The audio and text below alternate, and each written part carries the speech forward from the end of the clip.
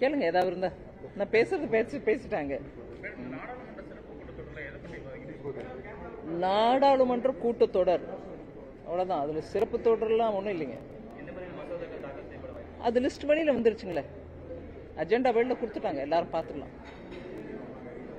தமிழ்நாட்டில் சமீப காலமா சனாதனம் குறித்த பல்வேறு பார்வையில் பல கருத்துக்கள் உண்மையிலே சனாதனம் என்ன சொல்லியிருக்கு?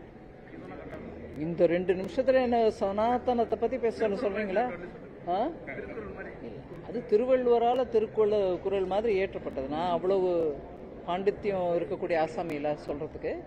ஆனா அந்த சர்ச்சை, இந்த விஷயத்தை இப்படி பப்ளிக்ல எடுத்து சொல்றது, அதுவும் ஒரு அமைச்சராக இருக்கக்கூடியவர் சொல்றது, இதை பத்தி நான் ஆல்ரெடி சொல்லியிருக்கிறதுனால அதே ஸ்டேட்மெண்ட்டை திருப்பி சொல்றேன். அரசியல் சாசன பிரகாரம் நம்ம ஒரு ஓத்து எடுத்துக்கிட்டு பேசுறோம், மந்திரி ஆகிறோம், அமைச்சர் ஆகிறோம். அந்த ஓத்து எடுக்கும் போதே கிளியரா ஸ்பஷ்டமா எந்த ஒரு மக்களுக்கும் இன்னொரு மக்களுக்கு விரோதம் வரக்கூடிய அளவில் பேசக்கூடாது, செய்யக்கூடாது, அமைச்சராக இருக்கிறவங்களோட பொறுப்பு அதுன்ற மாதிரி தான் ஒரு வாக்குறுதி எடுத்துக்கிட்டு தான் அமைச்சராகிறோம். அப்படி இருக்கையில் நம்ம என்னதான் நம்மளோட கொள்கை அப்படின்னா கூட அரசியல் சாசனம் சட்டத்து பிரகாரமோ நீங்க எடுத்த அந்த ஓத் கீழையோ ஏதோ ஒரு மதத்தை நான் ஒழிக்க போறேன்னு சொல்றதுக்கான அதிகாரம் யாருக்கும் இல்லைங்க. முக்கியமாக ஒரு மந்திரி அமைச்சருக்கு இல்லவே இல்லை. நீங்க அதுவும் ஒரு பொது மேடையில் இருந்துகிட்டு நான் ஒழிக்க போறேன் அப்படின்னு சொன்னீங்கன்னா ரொம்ப தப்பு. இது இப்ப இல்லைங்க, அப்படி ஒழிக்கிறேன்னு சொல்லலீங்களே அப்படின்னு இப்ப சொல்றது பொருந்தாதுங்க. உங்ககிட்டே இருக்க ரெக்கார்டு, ஊடகங்கள்கிட்ட இருக்க ரெக்கார்டு. அவர் சொன்ன வாக்கு என்ன? கடைசி அதுவும் கூட இது நான் சனாதன எதிர்ப்பு மகாநாடு இல்லைங்கிறது எனக்கு ரொம்ப சந்தோஷமா இருக்கு. ஏன்னா அவர் எக்ஸாக்டா இந்த வார்த்தையை சொன்னாரா இல்லையான்றது நீங்க பாத்துக்கங்க. நான் ரஃபா அவர் சொன்னதை சொல்றேன். சனாதனத்தை எதிர்க்கிற மகாநாடு இல்லைங்க. இது எனக்கு சந்தோஷமா இருக்கு. ஒழிக்கிற மகாநாடு, அதனால எனக்கு ரொம்ப சந்தோஷமா இருக்கு. ஒரு அமைச்சருங்க, அட்லீஸ்ட் நீங்க எடுத்த ஓத்து அந்த 5 வருஷத்துக்கு நம்ம எல்லாருமே பொறுப்பா பேசணும். நான் ஒரு மந்திரியா இருக்கலாம், லாஸ்ட் ஒரு 8-9 வருஷமா தான் இருந்திருப்பேன். சில பேர் சொல்லுவாங்க நேத்து மந்திரி ஆச்சு அந்த அம்மா. நேத்தோ முந்தானத்தோ ஒரு ஓத்தை எடுத்துக்கிட்டு நம்ம ஒரு மினிஸ்டரா இருக்கோம்னா நம்மளுக்கு அந்த பொறுப்பு நம்ம மனசுல ஞாபகத்துல இருக்கணும். அதோட இல்லாம மனசுக்கு எனக்கு ரொம்ப வருத்தம். தமிழ்நாட்டை பத்தி எத்தனையோ பெருமைப்படுற நம்ம எல்லாரும் கூட சில விஷயங்களை யோசிக்கணுங்க. சில விஷயங்களை நம்ம யோசிக்கணும். ஒரு உணர்ச்சி வசப்பட்டு உடனே அதை பத்தி நீங்க யாரும் பேசுறதுக்கு நீங்களா அந்தம்மாவா சரி அது பாப்பாத்தி அப்படிதான் பேசும். நீங்க என்ன வேணா சொல்லுங்க, உணர்ச்சி வசப்பட்டு பேசாம கொஞ்சம் யோசிக்கணும். அதே மேடல இந்து அறநிலைத்துறையை காப்பாற்ற வேண்டிய அமைச்சரும் உட்கார்ந்திருக்காரு. நீங்க அதே வேற ஒரு சமுதாயத்துக்கோ வேற ஒரு மதத்திற்கோ அந்த அறநிலைத்துறையை காப்பாற்றுறதுக்கான மந்திரி இல்ல, அமைச்சர் இல்ல. நீங்களும் அதே மேடையில உட்கார்ந்துகிட்டு இந்த பேச்சு ஒழிக்க போறேன்னு சொல்லும் போது நீங்க என்ன காக்குறீங்க? அதுக்கும் ஓத்து எடுத்துக்கிட்டு தானே நீங்க காக்குறீங்க. அதுல இருந்து வரக்கூடிய பணம் நம்மளுக்கு நல்லா இருக்குதே, லட்டு மாதிரி. இந்து பக்தர்கள் போய் சனாதன பக்தர்கள் தான் உண்டியல்ல போடுறாங்க அந்த பணத்தை. அது வேணுமா இருக்கு? அப்படி இருக்கையில நீங்களும் மேடையில் உட்காந்துட்டு இத பேசினா அதுக்கு ரியாக்ஷன் இருக்கக்கூடாது அப்படின்னு எதிர்பார்த்தா அது தப்புங்க. நீங்க உங்க கொள்கை அதுதான், அதெல்லாம் சரி. நம்ம தமிழ்நாட்டில் பிறந்து வளர்ந்தவங்க எல்லாருக்கும் அது தெரியும். அதனால அதுதாங்க சனாதனத்தை பத்தி நான் சொல்ல வேண்டிய விஷயம் உங்களுக்கு.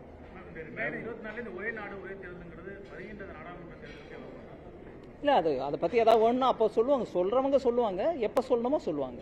இப்ப எனக்கு முன்னாடி ஒண்ணும் இல்லைங்க. தமிழ்நாடு கவர்மெண்ட் பெண்களுக்கு மாதம் 1000 ரூபான்னு சொல்லி லான்ச் பண்ணிருக்காங்க. இதை நீங்க எப்படி பாக்குறீங்க? அதாவது அவங்க எலெக்ஷன் ப்ராமிஸா கொடுத்ததை அவங்க நிறைவேற்ற பாக்குறாங்க. என்னங்க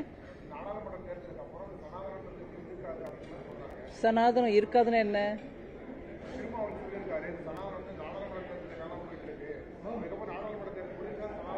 அப்படின்னு சொன்னார் அவரு. ரொம்ப நன்றி. யாரு சனாதனத்தை பத்தி பேச ஆரம்பிச்சது? அந்த இந்தியா அப்படின்னு சொல்லக்கூடிய கூட்டணிக்காரங்க இல்லையா, திமுக அமைச்சர் அந்த கூட்டணி சம்பந்தப்பட்டவர் தானே, அவர் தானே ஆரம்பிச்சது. சோ எலெக்ஷனுக்கோசம் ஆரம்பிச்சாரா? ரொம்ப சந்தோஷங்க, சொல்லிட்டீங்க. நாங்க போய் இப்ப சொல்லிக்கிறோம் எங்களோட கூட்டணியில இந்தியா கூட்டணியோட இருக்கக்கூடிய திமுக அமைச்சர் இத எலெக்ஷனுக்கோசம் தான் எடுத்தாருன்னு திருமாவளவன் அவர்கள் சொல்லிவிட்டார் அப்படிங்கறத நான் போய் கன்வே பண்ணிடுறேன். நாங்க ஆரம்பிக்கலாத, ஆரம்பிச்சது நீங்க. அதுல ஆரம்பிச்சுட்டு நீங்க எலெக்ஷனுக்கோசம் தான் சொன்னோம்னு சொல்லி எலெக்ஷனுக்கு அப்புறம் அது இருக்காதுன்னு நீங்களே சொன்னீங்கன்னா தேங்க்யூ ஃபார் த இன்ஃபர்மேஷன். என்னங்க தாராளமா இந்த சனாதனத்தை எதிர்த்து இல்ல தெய்வமே இல்ல இறைவன் இல்லன்னு சொல்றவங்க கூட சனாதனத்துல வர்ணிக்கப்பட்டிருக்காங்க. புரியுதுங்களா? கடவுளே இல்ல, அதுவும் சனாதனம் இல்ல அப்படின்னு சொன்னவங்கள கூட சனாதனத்துல வர்ணிக்கப்பட்டிருக்கு. அதனால இது எதுவும் புதுசு இல்லைங்க. எல்லாருக்கும் அவங்க அதிகாரம் இருக்கு, பண்ணலாம். ஆனா ஒரு அமைச்சரா பதவி ஏத்துட்ட பிறகு உங்களுடைய பொறுப்புகளை ஞாபகம் வச்சுக்கிட்டு பேசணும். ஒண்ணு. ரெண்டாவது, பேசலாமே தவிர வன்முறையான முயற்சிகளோ இல்ல வார்த்தைகள்ல வன்முறையை கலப்பக்கூடிய வார்த்தைகளை உபயோகிக்கிறதோ அது தப்பு. அது கிட்டத்தட்ட 47 நம்மளுடைய அரசியல் சாசனம் வந்த போலேருந்தே நம்ம சொல்றோம். வன்முறையை வளர்க்கக்கூடிய பாஷையில பேசாதீங்க. ஒரு மதத்துக்கோ ஒரு கம்யூனிட்டிக்கோ எகேன்ஸ்டா எந்த விதமான காழ்ப்புணர்ச்சியும் வராது இருக்கிறதுக்கு என்ன பண்ணணுமோ பண்ணுங்கன்னு தான் சொல்றேன் தவிர நாங்க 100 வருஷம் பேசுவோம். தாராளமா பேசுங்க, ஆனா பேசுங்க. வன்முறையில ஈடுபடாதீங்க, வன்முறை வளர்க்கக்கூடிய விதத்துல பண்ணாதீங்க. அதெல்லாம் கண்ணால பார்த்ததுனால இன்னும் நான் கட்டியா சொல்றேன். தெய்வமே இல்ல அப்படிங்கிறவங்க இல்லன்னு விட்டுருங்க. இதே தமிழ்நாட்டில் நான் கண்ணால கண்ட காட்சியை சொல்றேன். உங்களுக்கு ராமர் பிடிக்காம இருக்கலாம், அவர் தெய்வம் இல்ல, அவர் என்ஜினியர் இல்லன்னு நீங்க சொல்லலாம். அவர் சேது பாலத்தை கட்டினாரான்னு கேட்கலாம். ஓ தாராளமா. ஆனா நான் கண்ணால பார்த்த விஷயத்த மனசுல வேதனையோட, இன்னைக்கும் வேதனையோட சொல்றேன். உங்களுக்கு ராமர் வேல்யூ இல்ல. அந்த ராமரோட கழுத்துல செருப்பு மாலையை போட்டு ஊர்வலம் நடத்தின தமிழ்நாட்டில் நான் வளர்ந்திருக்கேங்க. எந்த ஒரு மதமும் அவங்களுடைய தெய்வங்களை இகழ்ச்சி செய்யற இந்த மாதிரி ஒரு முயற்சிக்கு சரி அவங்களுக்கு தெரியாதனமா பண்றாங்க போட்டோம் அப்படின்ற அளவுக்கு விட்டுட்டு எதிரில் வன்முறையை வளர்க்காம இருந்தது சனாதன தர்மம் தமிழ்நாட்டில். அந்த முயற்சிக்கு எதிராக வேற ஒரு மதமா இருந்தா என்ன மாதிரியா இருந்திருக்கும் நீங்க உங்களுக்கு தெரியும். ஆனா சனாதனத்துல அது இல்லைங்க. சரி அவன் பண்ணிட்டு போறான், நம்மளுக்கு எதுக்கு? அந்த மாதிரி எங்களுக்கு சனாதனத்தை நம்புகிறவருக்கு இந்துக்களுக்கு அருமையான அவர்களுடைய புருஷ உத்தமன், மனுஷன்லயே உத்தமமான ராமருக்கே செருப்பு மாலை போட்டு ஊர்வலம் நடத்தினா கூட இங்க வன்முறை மூலமாக அதற்கு பதில் அடி கொடுக்கவில்லை. அதுதாங்க சனாதனம்.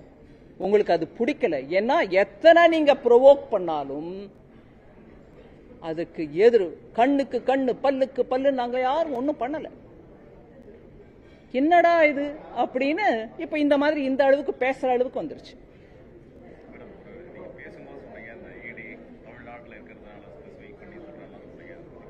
அதை பத்தி ஒன்னும் சொல்றதுக்கு இல்லை. அங்க சொன்னதெல்லாம் நிறைய சொல்லியிருக்கேன், அதுவும் நீங்களும் கேட்டீங்க. அவ்வளவுதானேங்க. வேற ஏதாவது கேள்வி இருக்கா?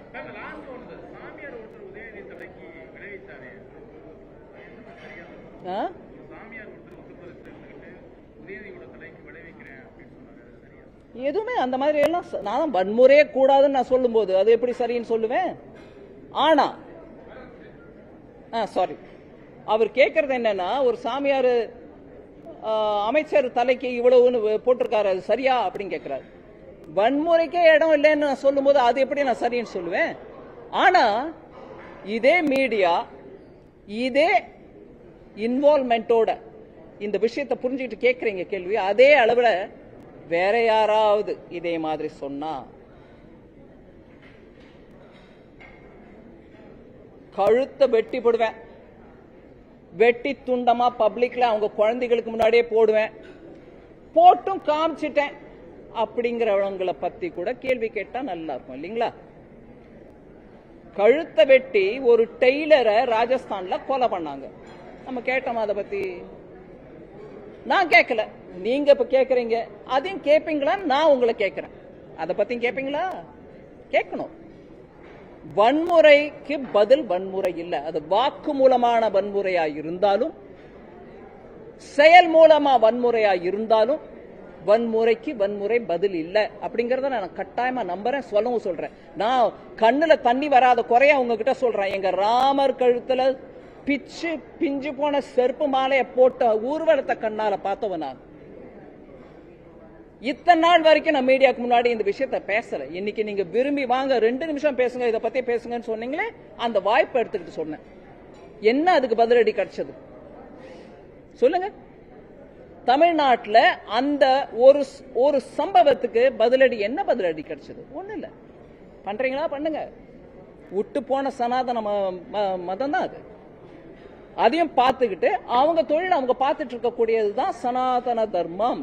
நீங்க எவ்வளவு இகழ்ச்சி பண்ணாலும் என்ன முயற்சி எடுத்தாலும் அவங்க ஒன்றும் பண்ண மாட்டாங்கிற நம்பிக்கையில தான் இந்த மாதிரி தூண்டுதல் பேச்சு நடக்குது.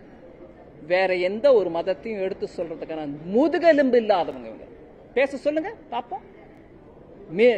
இதர மதங்கள்ல வேற குறையே இல்லாம இருக்காங்களா? இதர மதங்கள்ல வேற பெண்களுக்கு இழிவா நடக்காம இருக்குதா? அத பத்தி பேசுறதுக்கான தைரியமோ முதுகெலும்போ இருக்கா? நான் கேட்கிறேன். நீங்க அவங்களை கேட்பீங்களா? மீடியா நீங்க அவங்களை இந்த கேள்வி கேட்பீங்களா? கேட்க மாட்டீங்க. நம்ம நாடு அப்படியே போயிட்டு தான் இருக்கு. போட்டோம், அதனால ஒன்னும் குறையில்லை. ஆனா நான் எடுத்த வாக்கு மூலம், அதாவது ஓத்துக்கு எகேன்ஸ்டா நான் பேசுவேன். யார் வேணா என்ன பண்றீங்களோ பண்ணுங்கன்ற தைரியத்தோட இருக்கிறவங்களை நம்ம கண்ணால பார்த்துட்டு தான் இருக்கோம். ஆனா கேள்வி பிஜேபிக்கு வருது. கேள்வி பிஜேபிக்கு வருது. எங்க கேட்கணுமோ அங்க கேட்டீங்கன்னா நீங்களும் மீடியா, இல்லைன்னா நார்த்தல் சொல்ற மாதிரி கோதி மீடியா. கோதினா என் மடி மேல உட்கார்ந்து இருக்கக்கூடிய அந்த அளவு தைரியம் தான் இருக்கிற மீடியா. நீங்க எங்க இருக்கீங்கன்றத நீங்க தயார் பண்ணிக்கங்க, மனசுல டிசைட் பண்ணிக்கங்க. தேங்க்யூ.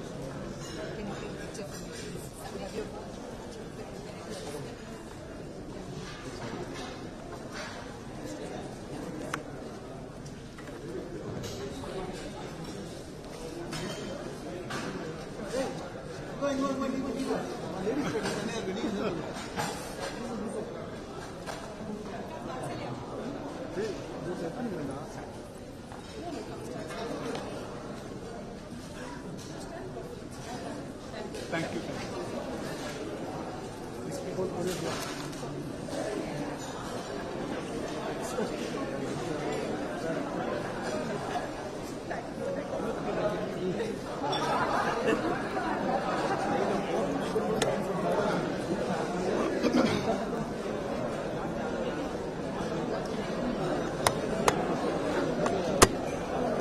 கொஞ்சம் ப்ளே பண்ணுறேன். முன்னாடி நான் வந்ததே லேட்டு, ப்ளே பண்ணலாம். முன்னாடி இருந்தது பஸ் வந்து ஆனால் பாதியில் தானே வந்து அவனுங்க ராஜ்குமார் ராஜ்குமார் டேய்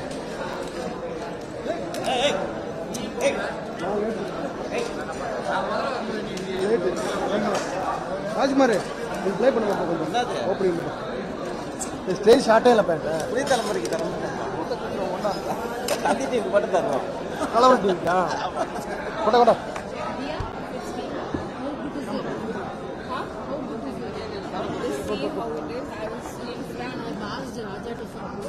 He will have the best. He will have the best. நீங்க எங்க வந்தீங்க? இங்கதான்.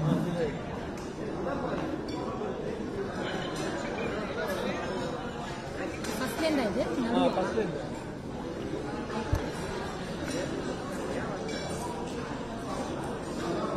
உண்மை கேட்கலையே.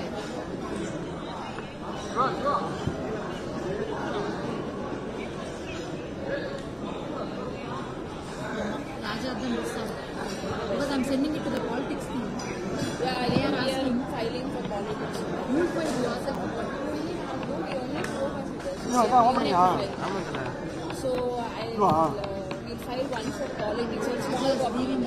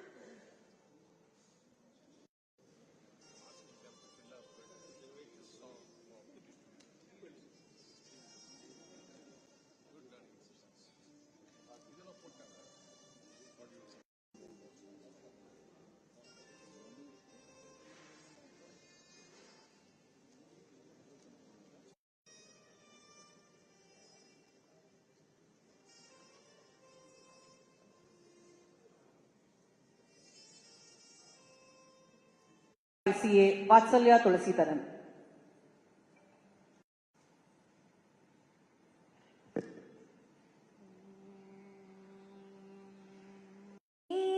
கடலே அருள் புரிவாய் கருணை கடலே ஆருயிர் புரிவாய் கருணை கடலே ஆருயிர் அனைத்தும் அமர வாழ்வு பெறவே அருள் புரிவாய் கருணை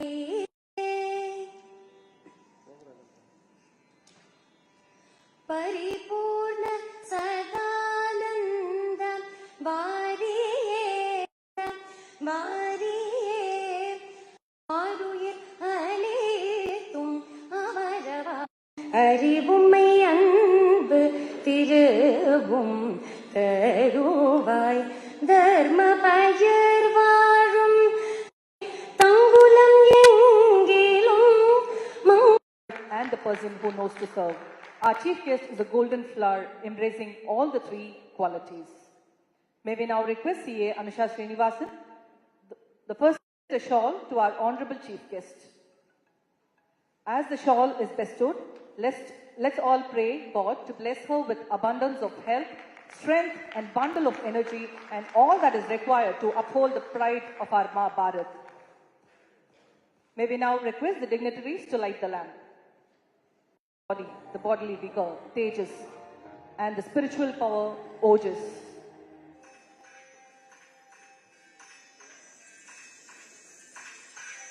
Shubham karoti kalyanam, arogyam, dhanasampatha, shatrabuddhi vinasaya, deepajyotir namostute, deepajyoti parabrahma, deepajyotir janatana, deepo me haratu papam, deepajyoti namostute.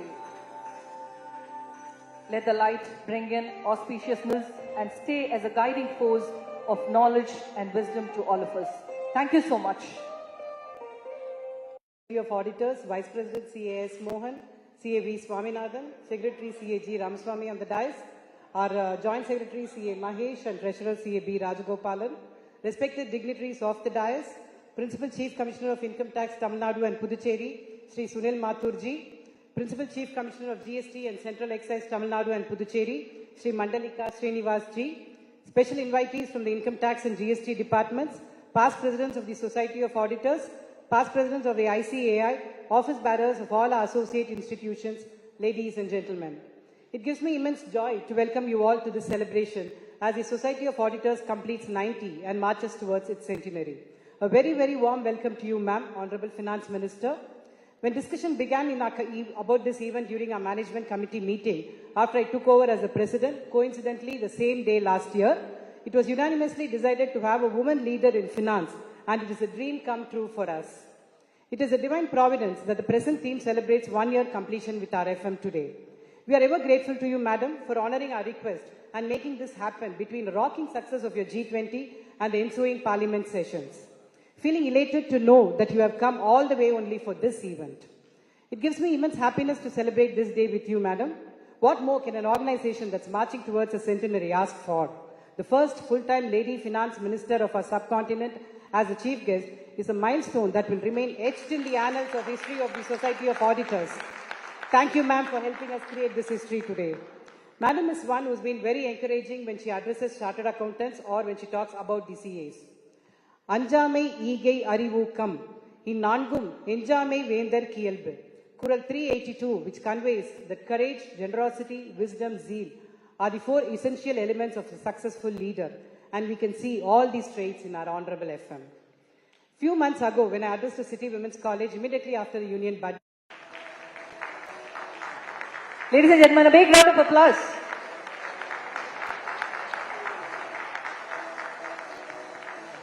What a privilege it is to invite the icon of women empowerment to address the gathering. Applause, the most awaited address by our Honorable Finance Minister, Srimati Nirmala Sitaraman. Thank you very much, and it's indeed an honor to be with the chartered accountants who have got a group for yourselves and which is about 90 years old, and you've actually been a precursor to even the law that came to govern chartered accountancy. So 27 onwards to 38 when you got yourselves registered, and post that it is only 1949 that the law, the Institute of Chartered Accountants of India gets established. So you're really the forefathers, if anything, of the chartered accountant profession in India, and it gives me great pleasure in getting myself associated with you. And I was just understanding the nature of work that you undertake.